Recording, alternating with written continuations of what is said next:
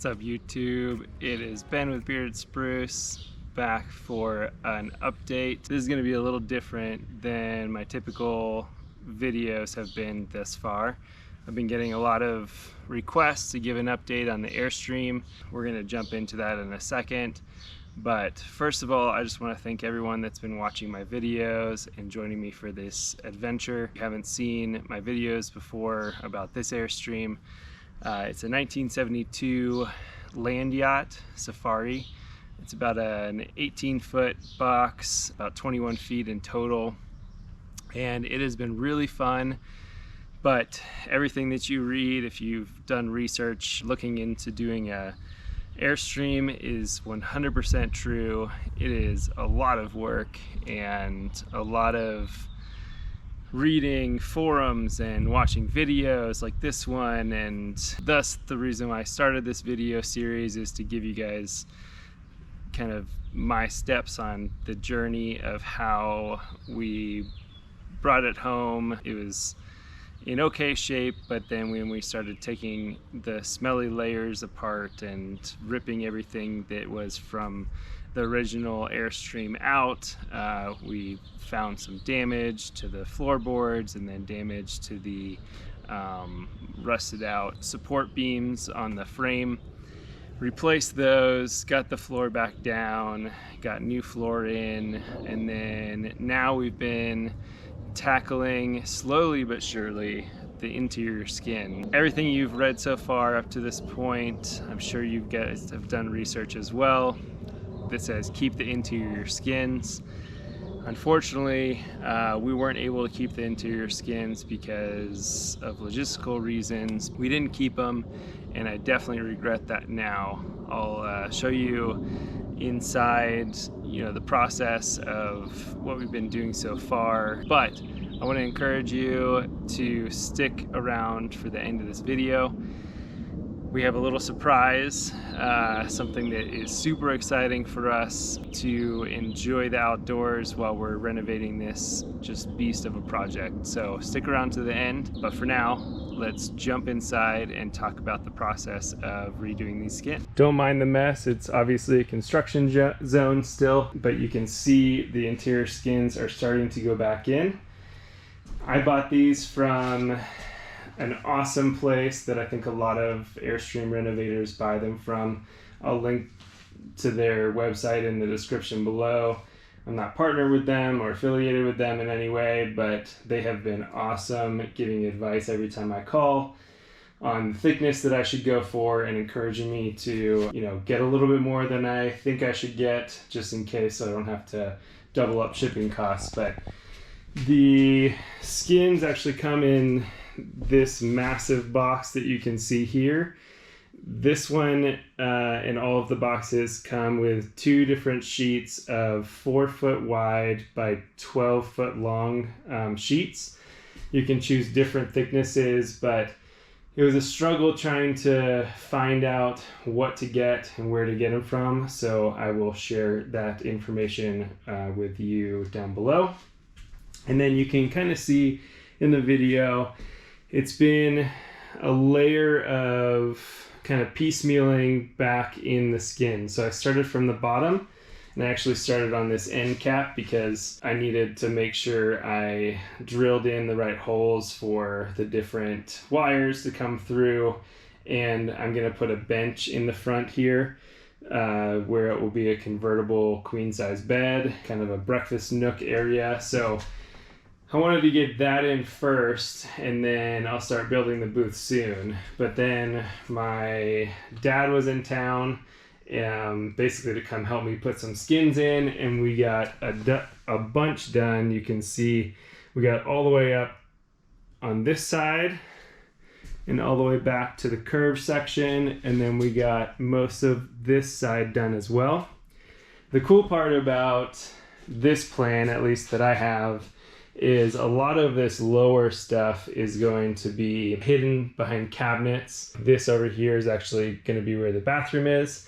So a lot of this is actually the research I've done, and the place that I called to purchase this material. You want to use it as a structural integrity piece. It helps kind of work in tandem with the ribs and work in tandem with the exterior skins to really solidify the structure. That is the goal. I'm actually going to cut right now to a quick demonstration, and I'll kind of walk you through the process of me cutting the material.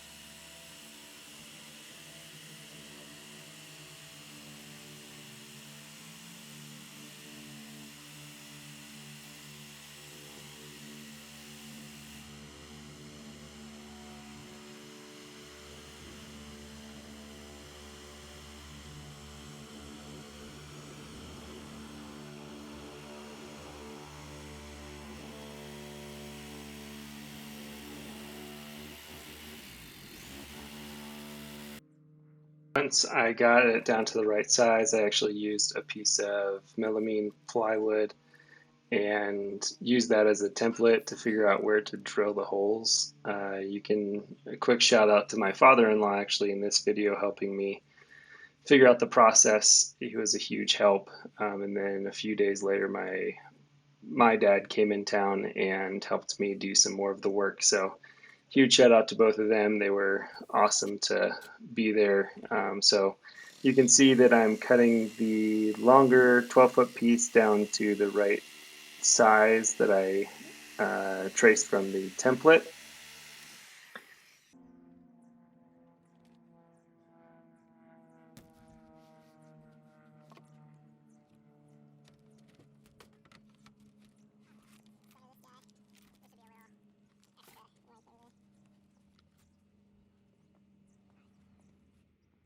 So I traced the holes for those. There were 3 locations for that. And then I went and grabbed a hole saw to come back and drill those holes out.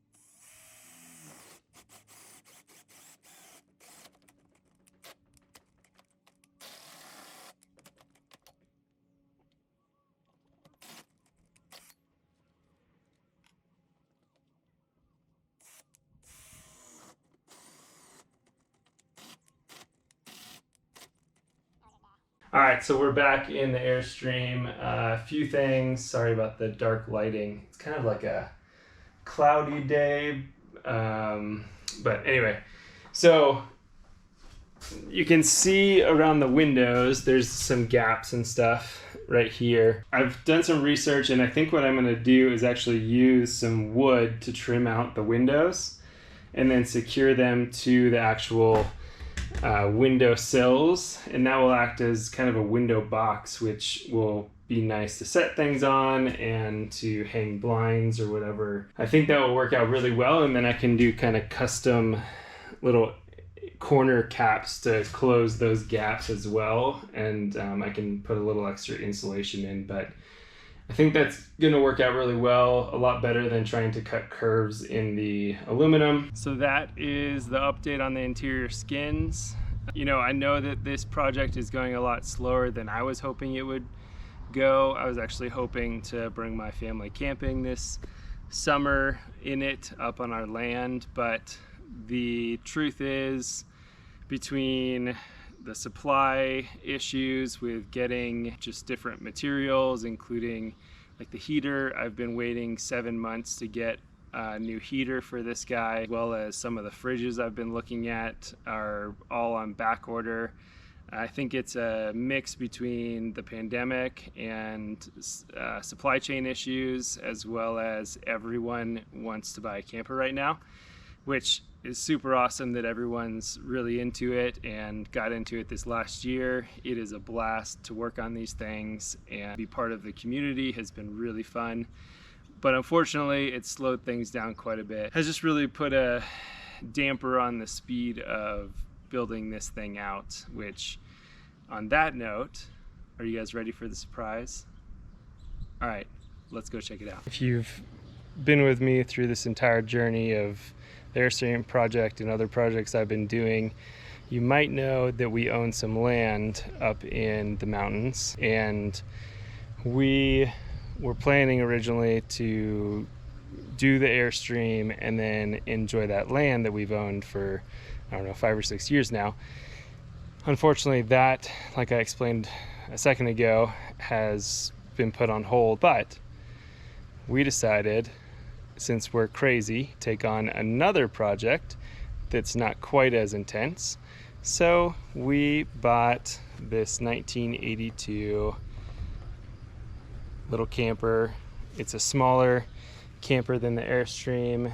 It's only about 3,500 pounds, and it is so cool. We're soon going to take it up to the mountains and enjoy our land finally.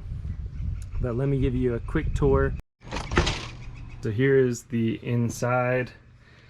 It is chocked full of original cabinets, original materials for all of the cushions. Everything is in incredible shape.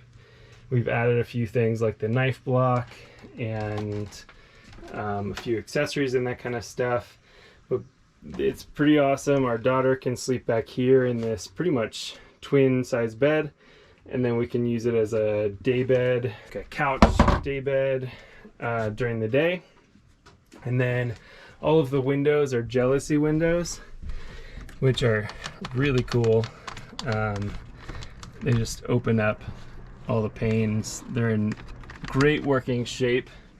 Everything so far has been awesome, and we're super excited to enjoy the mountains with it. You can see it has a little wet bath. The previous owners did a fresh coat of paint in some of them and added some storage, so we took advantage of, you know, how they made storage. I've been working on the electrical. I added solar panels on the roof, as well as a solar generator that I will be reviewing soon. But for the most part, we're just gonna leave it as is. Maybe do a fresh coat of paint eventually on the cabinets and replace some of the electrical stuff, but we are super excited. Thanks for joining. I know this is a little different than I typically do. I hope you gleaned some information on what I've been doing and how I've been doing it with the interior skins. Please ask any questions you have in the comments below. I'll link to all the equipment in the affiliate links. I have an awesome pneumatic rivet gun that I would suggest everyone getting, as well as the tin snips are life-changing. I tried to do a few cuts with just hand trimmers and a hand rivet gun, and there's no way I would get anything done if I did that. So I'm so excited to have you guys in with me on this journey. I promise, even though we got this other camper, I'm not going to stop working on the Airstream. I will encourage anyone that is thinking about working on an Airstream to maybe change your mindset to accommodate life getting in the way of the project. It has been really fun so far, but there's definitely been some hiccups. So the other thing is, if you haven't already, please subscribe to my channel. I have a lot of other videos. I'm basically taking some everyday things that people build and putting my own spin on them, and hope you guys can learn something from those projects.